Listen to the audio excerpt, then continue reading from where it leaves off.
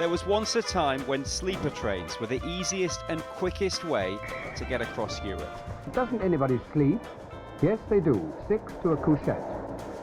The growth of low-cost airlines led to decades of decline for the night train. But demand now appears to be growing, and the sleeper is fighting back, with at least 6 new routes launching this year. It is a very special location for a very special day. Salim Ben-Karan is someone working to bring more sleeper trains into the market, like the one I'll be catching tonight. It is the very first night train connecting Brussels to Prague.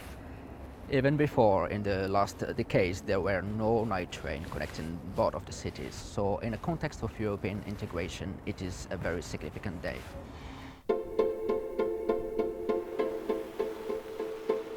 It's also significant because, unlike many other state-run services, this train is run by a private company with investors and aiming to turn a profit. Well, it's just after 7 o'clock here in Brussels, and this train is about to travel for the next 15 hours through the night all the way to Prague. And the people behind the service hope that this is a new dawn in European sleeper trains. The route takes in 4 countries and 4 capital cities, taking us north out of Belgium, east through the Netherlands and Germany, before turning south to our final stop in the Czech Republic. So let's see what we've got in here then. So I think it's enough for 6 people to sleep in. That's one bed. Here's another. I think this comes down like... Oh. There we go. There's a little barrier there to stop you falling out. There's a ladder to get up. Not quite long enough for my feet. That's lovely. In the train world, there's one man almost everyone knows, and he was also taking this journey. Mark Smith, the creator of the travel site The Man in Seat 61. Cheers. Cheers. What's not to like about bunk beds on a train? An overnight journey, leaving in the evening and arriving in the morning, fits into your schedule much better than a long daytime trip. It seemed to me about 5 or 6 years ago that sleeper trains were dying out. It's absolutely true. Sleeper trains are the most difficult to make work commercially. You've got 20 or 30 people in beds, whereas in the same coach, if it had seats and a daytime train, you could get 70 people in. Is it realistic we'd ever see a sleeper train from London to Prague, London to Barcelona perhaps? We're not going to see a sleeper train from London. If you run it through the Channel Tunnel and incur UK border costs, UK Channel Tunnel security costs, it's the cost side that's the problem, running it to and from the UK. As we moved through Germany and I got ready for bed, it was clear to me that despite the demand, new sleeper services need to overcome some big obstacles. Good night.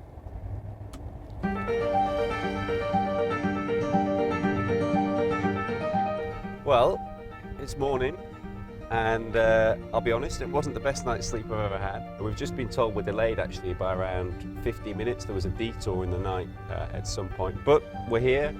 We've got our breakfast, we've got some coffee, and it's all part of the journey, I guess.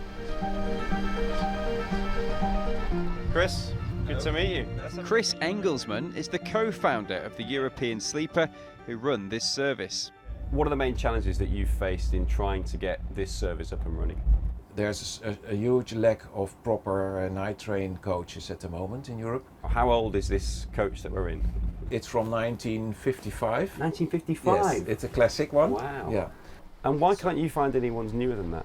There's nothing around. I mean, the railways haven't been investing in night trains for decades. After almost 16 hours of travel, we arrived in Prague, where I bumped into fellow passengers John, Kathy, and their dog, Rocky. Why on earth did you choose to travel on a sleeper train? Well, it's partly the romance of it, and we wanted to come down this way, and it's an environmentally friendly way of travelling. It's easy to take a dog. We just wake up and we're here, which is great. Yeah.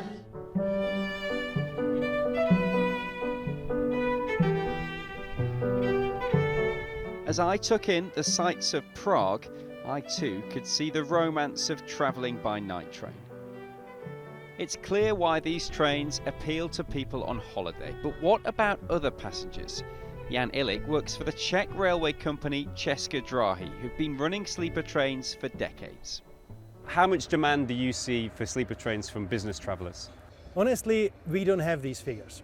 You sell these tickets, let's say 2 or 3 months in advance, but you as a business traveler, you want to travel tomorrow. And of course, it's already sold out. Well, this is our second night on a sleeper train, so it'll be interesting to see how different this service is, and crucially, whether we get a better night's sleep than last night.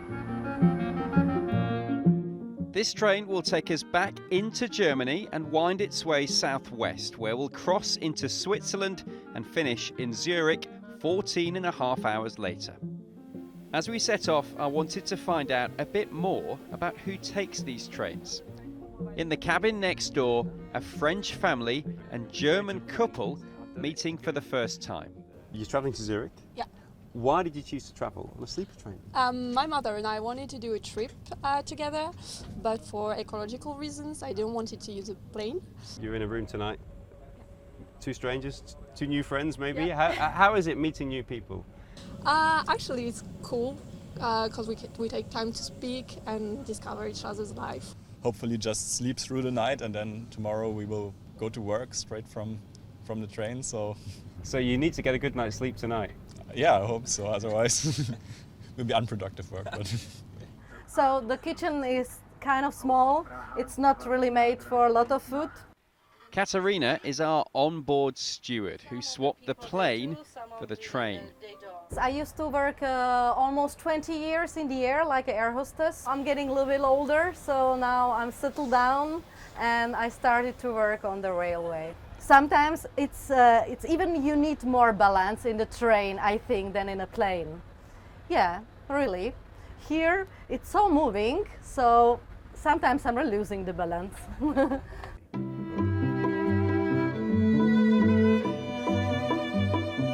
There's a really sociable side to these sleeper trains, and you can walk down a corridor and lots of people have got their doors open to their cabins, and you can just sort of pop in and have a chat. That sociable side of getting a sleeper train is one of the things that I feel is driving lots of people towards this form of transport.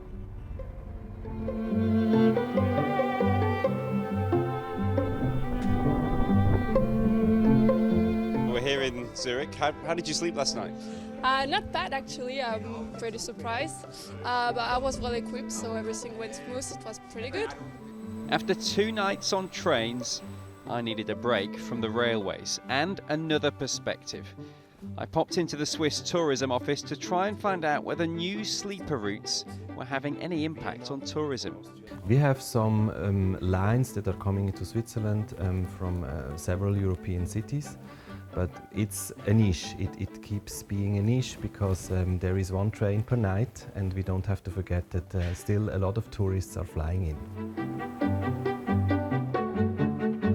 There is definitely a demand for new sleeper services in Europe, but what I've learnt this week is that there are big issues with capacity, availability and the practicalities of some of these trains, and for that reason I don't think they're about to revolutionise travel in Europe. But in the meantime, they are definitely a really fun way to get around.